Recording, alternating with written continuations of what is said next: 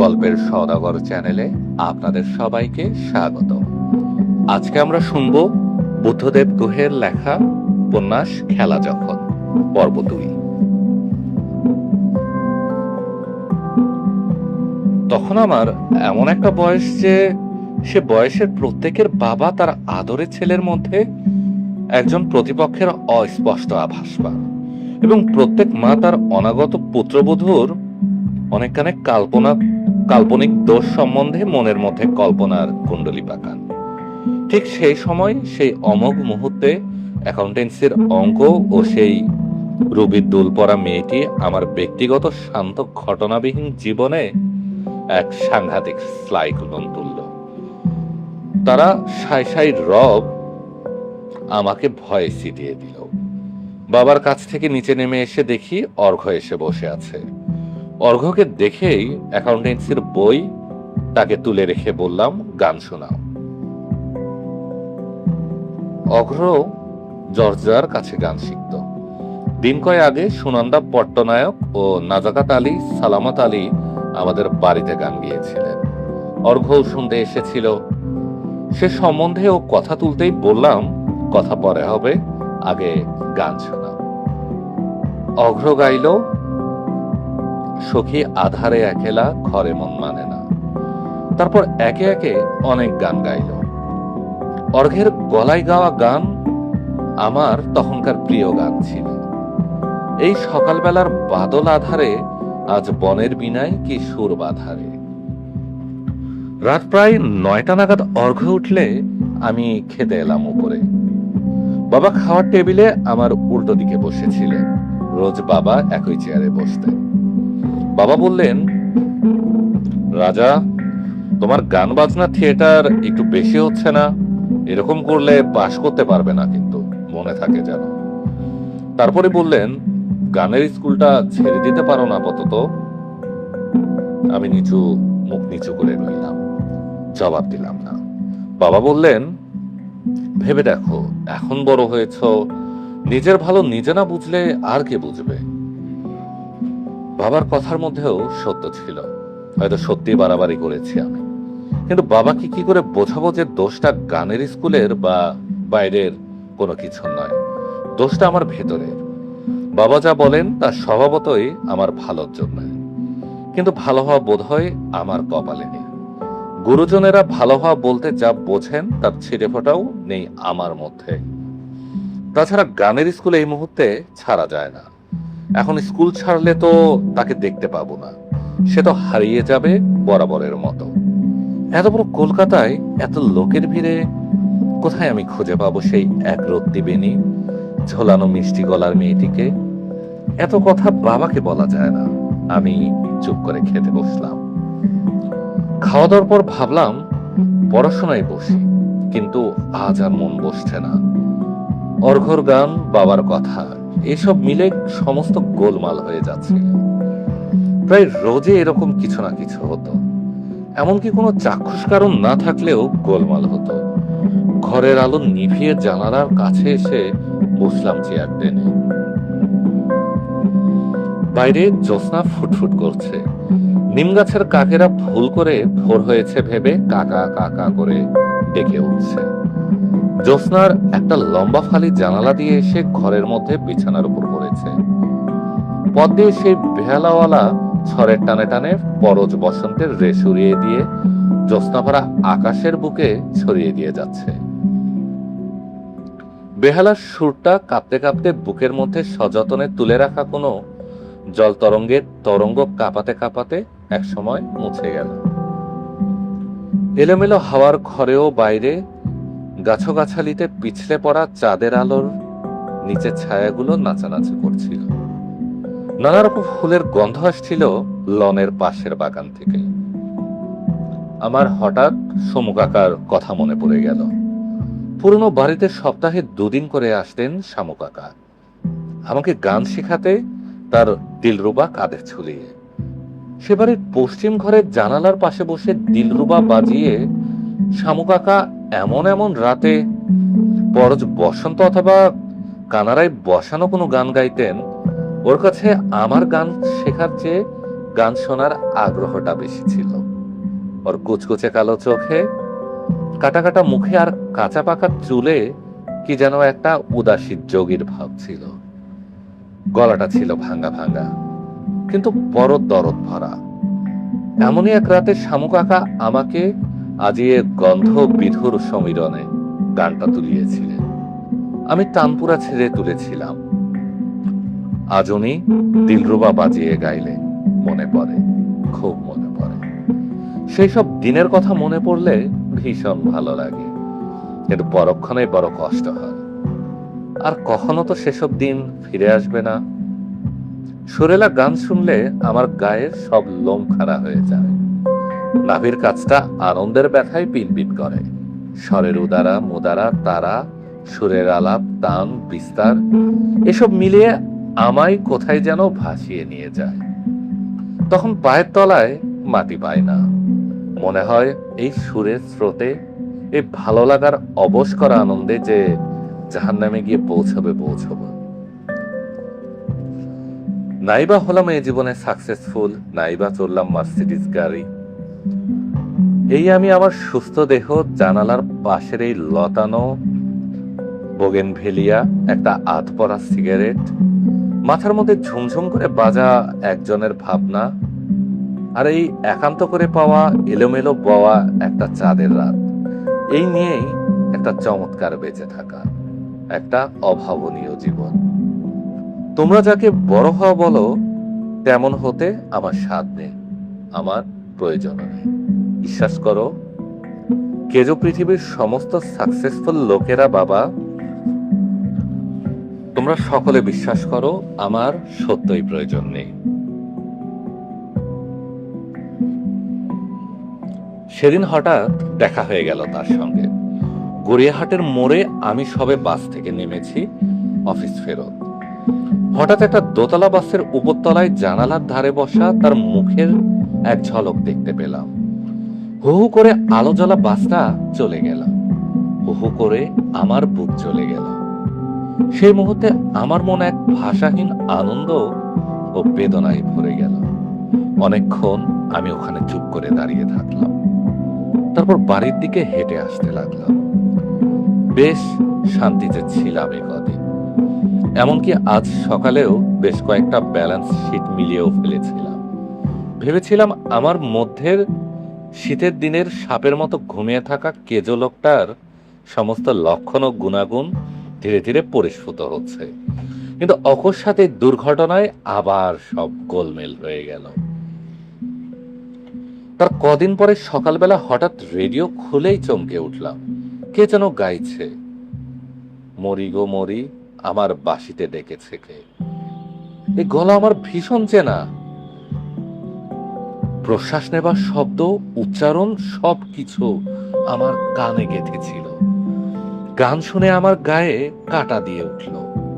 সে গাইছিল, দেখি গে তার মুখে হাসি, তারে ফুলের মালা পরিয়ে আসি, তারে বলে আসি তোমার বাঁশি আমার প্রাণে বেজেছে।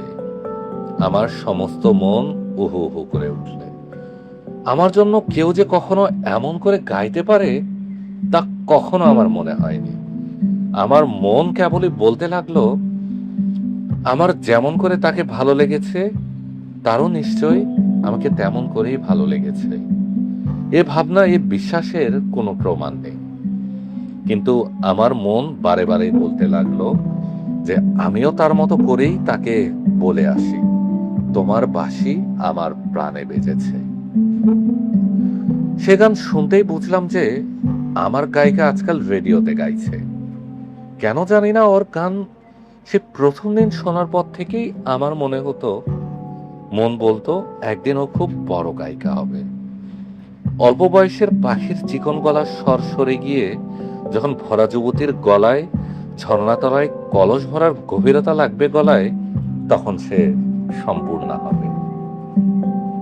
আমার মনে হতো রবীন্দ্রসঙ্গীত অন্য সব গানের চেয়ে সম্পূর্ণ স্বতন্ত্র। সুরের সঙ্গে তাল মিলালেই এখানে গান জন্মায় না। এখানে ভাব, গায়কী, সুর, তার, লয় উচ্চারণ, নিঃশ্বাস ফেলা আর প্রশ্বাস নেওয়া প্রতিটি সূক্ষ্ম ও আপাত সহজ ব্যাপারই অত্যন্ত জরুরি। এ সমস্ত কিছু মিলেমিশে ওড়িশি ফিলিগ্রি গয়নার মতো এই গানের আবেদন। শুধু গলা থাকলে, শুধু সুর থাকলে, শুধু উচ্চাঙ্গ সঙ্গীতের পটভূমি থাকলেই এই গান কেউ যথার্থভাবে গাইতে পারে বলে আমার মনে হয় না। গানের কথার মধ্যে দিয়ে যা বলা হয়েছে মনের কথার সেই আভাস। গায়কের বিভাসে প্রতিভাত না হলে সুরের সঙ্গে ভাবের, লয়ের সঙ্গে তালের এক আশ্চর্য আশ্লেষের মধ্যে পরিপ্রতি না ঘটলে এ গান আর গাওয়া হয় না। তাই অনেকে যদিও রবীন্দ্রসঙ্গীত গান, কিন্তু তার সঙ্গীতই হয় রবীন্দ্রসঙ্গীত হয় না। এসব কথার মাঝে আমার গানের স্কুলের বন্ধু রানাকে বলতাম, নরিদা, সৈয়দ আমানুল্লাহ, অমর, ওদের সঙ্গেও আলোচনা করতাম। ওদের সঙ্গে রবীন্দ্রসঙ্গীতের প্রকৃত স্বরূপ ও গায়কি নিয়ে আলোচনা হতো। আমরা সকলে স্বউৎসাহে আলোচনা করতাম, অন্যের মতামত শুনতাম, নিজের মতামত জানাতাম। আলোচনার শেষে আমি বলতাম, দেখো, বুলবুলি কালে একদিন ভালো গাইবে। রানা তাচ্ছিল্যের গলায় বলতো, ফুহ, কিচ্ছু হবে না। কাকার স্কুলে থাকলে অনেকের এমন স্লোগানের চান্স পায়। এই জীবনে মই ধরে কাউকে তোলা যায় না, বুঝলে রাজা? তোলা হয়তো যায়, তা কিছুটা অবধি। তারপর সবাইকে নিজেই নিজের পায়ে ভর করে দাঁড়াতে হয়, একমাত্র নিজের গুণে। সেই উচ্চতায় পৌঁছে কাকা, জ্যাঠা, মামা, মাসি আর কেউ কোনো কাজে লাগে না। আমি রানার কথা শুনে হাসতাম, ঝগড়া করতাম না, কিন্তু বলতাম, দেখো হয় কিনা। আসলে রাগের কারণটা আমি বুঝতাম। ওর প্রতি আমাদের স্কুলের একটা মেয়ে খুব অনুরক্তা ছিল। ও তাকে খুব ভালোবাসতো। সেই মেয়েটি গান গাইতো ভালোই, কিন্তু তাকে সোলো চান্স দেওয়া হয়নি সেবারে। তাই রানার মনে লাগারই কথা। এ কথা জেনে ওর সঙ্গে ঝগড়া করতাম না। তাছাড়া এটা ঝগড়ার বিষয়ও না, বিশ্বাসের বিষয় ছিল।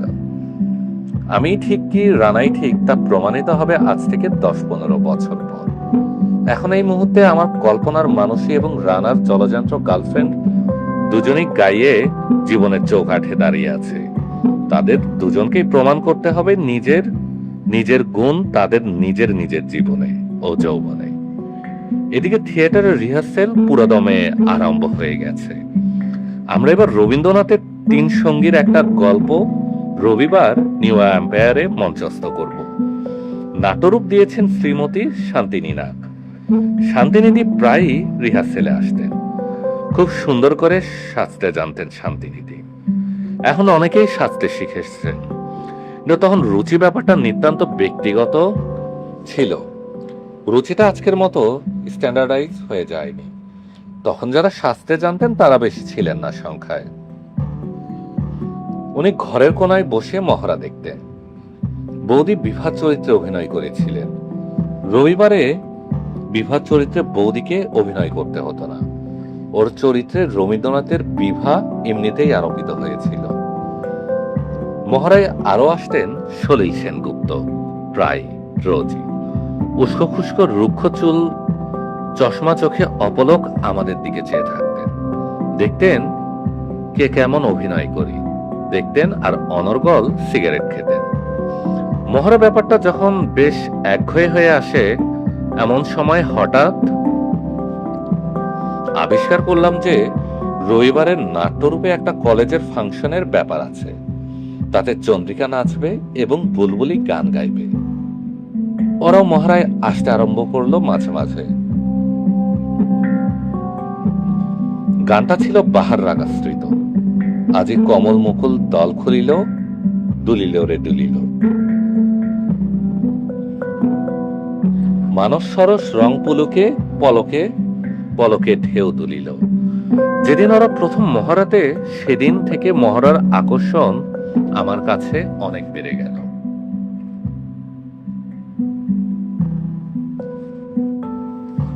চন্দ্রিকা ভারী ভালো নাচত। ওর চোখে মুখের অভিব্যক্তির তুলনা ছিল না। আরো একজনের নাচ খুব ভালো লাগতো। তার নাম ছিল মন্দিরা সেন রায়। যাই হোক, বুলবুলির সঙ্গে ওখানে আমার প্রায় দেখা হতে লাগলো, কিন্তু ওই পর্যন্তই। চোখে চোখ পড়লেই আমার বুকের মধ্যে কেমন যেন করত। ও সঙ্গে সঙ্গে চোখ নামিয়ে নিত। মুখ দেখলে মনে হতো এইমাত্র ক্যাস্টর অয়েল খেয়েছে। যখন দেখা হতো না, তখন বাড়িতে আয়নার সামনে বসে ওর সঙ্গে কি কি কথা কেমন করে বলবো সেসব রিহার্সাল করে রাখতাম। কিন্তু দেখা হলে বৃষ্টি ভেজা কাকের মতো মিয়ে যেতাম। যতটুকু সময় ওর সামনে থাকতো, ততটুকু সময় ও যে আছে আমার সামনে, কাছে আছে, এই জানাটুকুই আমাকে দারুণ এক ভালো লাগায় আচ্ছন্ন করে রাখতো। ওর দিকে তাকাবার প্রয়োজনই বোধ করতাম না। মনে মনে ভাবতাম, ও তো আমারই, তারা কিসের। আসলে ও যখন আমার পাশে থাকতো, তখন আমি রাজার মতো ব্যবহার করতাম, যেন আমার কোনো কিছুরই অভাব নেই, প্রয়োজন নেই ভালোবাসা। অথচ ও যে চলে যেত, তেমনি গাঙ্গালের মতো হাই হাই করত আমার সমস্ত মন বলতো, কেন আর একটু তাকালাম না ওর দিকে, কেন একটু সাহস করে কথা বললাম না। সেদিন মহড়ার শেষে বেরোচ্ছে স্কুল থেকে, সলিলদা বললেন, কি হে, সিনেমা করবে? আমি তো আকাশ থেকে পড়লাম, থিয়েটার করছি, তাতেই মধ্যের হবু অ্যাকাউন্টেন্টের ত্রাহি ত্রাহি অবস্থা তার উপর সিনেমা। সলিলদা শুধালেন, তোমাদের বাড়ি কি খুব কনজারভেটিভ? একটু ভেবে বললাম, যাদের কনসার্ভ করার কিছুই থাকে তারাই সাধারণত একটু কনজারভেটিভ হয়। উনি বললেন, জিজ্ঞেস করে রেখো। ভাবলাম, জিজ্ঞেস করে কে মার খাবে। তবু পরদিন সত্যি সত্যি সকালে সলিলদার সঙ্গে এক ভদ্রলোকের বাড়িতে যেতে হলো। যার কাছে গেলাম তার নাম চিত্ত বসু, ফিল্মের পরিচালক। লোকে যেমন করে চোর স্যাচরকে দেখে, তেমনি করে সেই সুপুরুষ পরিচালক আমার মুখের দিকে চেয়ে রইলেন ক্যামেরা ফেসের খোঁজে। নাকটা ছোটবেলায় রীতিমতো শার্প ছিল, কিন্তু শ্রদ্ধেয় ঠাকুমা সেটাকে আরো উন্নত করার চেষ্টায় খাঁটি সর্ষের তেল নাকে রোগড়ে রোগড়ে ঘষে আমার বাঁশির মতো নাকটির সর্বনাশ ঘটিয়ে রেখেছিলেন। চিত্তবাবু বললেন, করবে? বললাম, কি বই? উনি বললেন, পুত্রবধূ, উত্তম কুমার, মাল সিনহা হিরো হিরোইন। আমি বললাম, আর আমি ভিলেন? না, ভিলেন না, খুব ভালো ছেলের রোল, এবং বোকা ছেলের। আমি বললাম, বোকা নয়, মহৎ।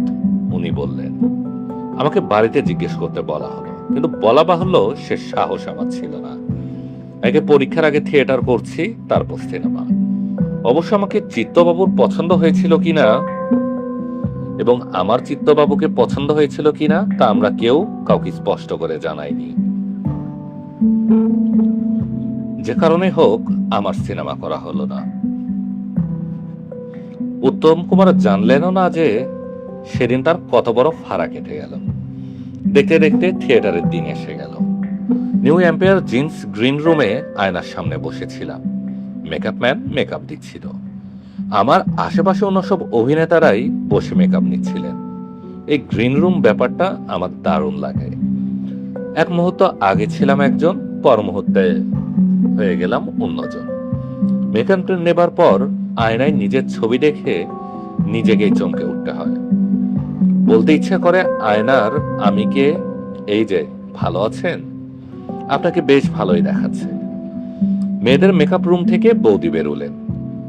মেকআপ নিয়ে বৌদির বয়স 10 বছর কমে গেছে।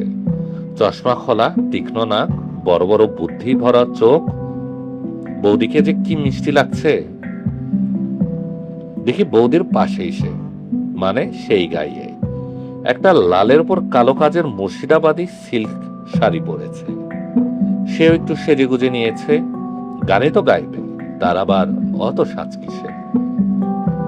আমার চোখে চোখ পড়তেই সে মুখটা অন্যদিকে ঘুরিয়ে নিল। মনে মনে বললাম, আমার বয়েই গেল।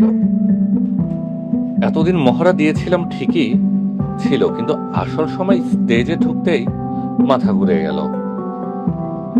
এতগুলো লোক ড্যাব ড্যাব করে আমার দিকেই চেয়ে আছে, যেন আমি শর্মিলা ঠাকুর তারপর আবার মুখের উপর আলো পড়ছে উইংসের পাশ থেকে। প্রম্পটার জোরে জোরে প্রম্পট করতে লাগলেন। প্রথম কয়েক মিনিট রীতিমতো নার্ভাস ছিলাম। তারপর যেমন করে গুলি ছুটতে ছুটতে রাইফেলের ব্যারেল আস্তে আস্তে গরম হয়ে ওঠে, তেমন করে আমিও পার্ট বলতে বলতে গরম হয়ে উঠতে লাগলাম। স্টেজে উঠলেই আমার মনে হতো জগন্নাথ যদি কখনো মঞ্চের অভিনেতা হতেন তাহলে নির্ঘাত সমস্যাটা থাকতো না, কারণ তার হাতের বালাই নেই। স্টেজে ওঠার পর তাঁত দুটোই হয় সবচেয়ে বড় সমস্যা, যে দুটোকে কোথায় রাখি, সে দুটোকে নিয়ে যে কি করি এই ভাবতে ভাবতেই পার্ট ভুলে যেতে হয়। রূপদার এক জ্যাঠতুতো বোনের সঙ্গে আমার খুব আলাপ ছিল। ও খুব ভালো নাচত। ও সবসময় হাসি খুশি থাকত। নাম ছিল দীপা। বয়সে ও বুলবুলির চেয়ে অনেক ছোট ছিল। আমি স্টেজ থেকে উইংসে ঢুকেছি, এমন সময় দীপা দৌড়ে এসে বলল, রাজাদা, দারুণ হয়েছে, দারুণ। জানেন, বুলবুলি দিনা খুব ভালো বলেছে। আমি অনেকক্ষণ ওর দিকে তাকিয়ে থাকলাম, ওকে বোঝার চেষ্টা করলাম, কারণ ও হচ্ছে বুলবুলির চর। অনুচর ও চর দুই সবসময় পেছনে পেছনে থাকে তার দিদির। ওর মনের ভাব বুঝে নিয়ে বললাম, তোর দিদিকে বলিস, গানও খুব ভালো হয়েছে। দীপা হাসলো, বলল আচ্ছা। ও চলে যেতেই আমার গা জ্বলে গেল। মনে মনে বললাম, কেন, তোমার দিদি কি বোবা? নিজের মুখে কথাটা বলা যেত না? থিয়েটার শেষ হবার পর একবার তার সঙ্গে চোখাচোখি হলো। সে হাসছিল, বন্ধুদের সঙ্গে অনর্গল গল্প করছিল, কিন্তু আমাকে দেখতে পেয়েই চোখ নামিয়ে নিল, চুপ করে গেল। ওকে দেখলে আমি এত খুশি হই, আর ও আমাকে দেখলে এমন বিমর্ষ হয় কেন? আমাকে কি ও দেখতে পারে না? আমি কি ওর দু চোখের বিষ? জানি না আবার কতদিন পর কিভাবে ওর সঙ্গে দেখা হবে, কিন্তু পরের কথা পরে। আজকে আমার বড় আনন্দ। সে আমার অভিনয়কে ভালো বলেছে। ভাবছিলাম, যা আমার অভিনয় নয়, যা সরল সত্য, যা বড় যন্ত্রণাময় আর আনন্দময় সত্য, তাকেও কি সে এমনি করে ভালো বলবে একদিন, কোনোদিন? অফিসে বসে বাংলা খাতার পোস্টিং চেক করছিলাম। ইংরেজি, মারোয়ারি ও অন্যান্য খাতার মতো বাংলা খাতাও সক্রিয়তায় বিশিষ্ট। হরজাই খাতে 4 আনা 4 টাকা 5 আনা ডেবিট, নাজাই খাতে 705 টাকা ডেবিট, গরমিল খাতে 3 টাকা 2 আনা ক্রেডিট। হরজাইয়ের ইংরেজি প্রতিশব্দ মিসলেনিয়াস, নাজাই মানে ব্যাড ডেটস, গরমিল অর্থাৎ ডিফারেন্স ইন ট্রায়াল ব্যালেন্স এর নামই অ্যাকাউন্টেন্সি। অ্যাকাউন্টেন্সির আরো রকম আছে, যেমন শরীর মেরামতি খাতে। অবশ্য এ খাতে সব খাতাই থাকে না। ক্যাশিয়ার বাবুর আফিমের নেশা ছিল, তাই মোহরি বাবু প্রতিদিন শরীর মেরামতি খাতে 2 আনা করে ডেবিট করতেন আফিমের খরচা বাবদ।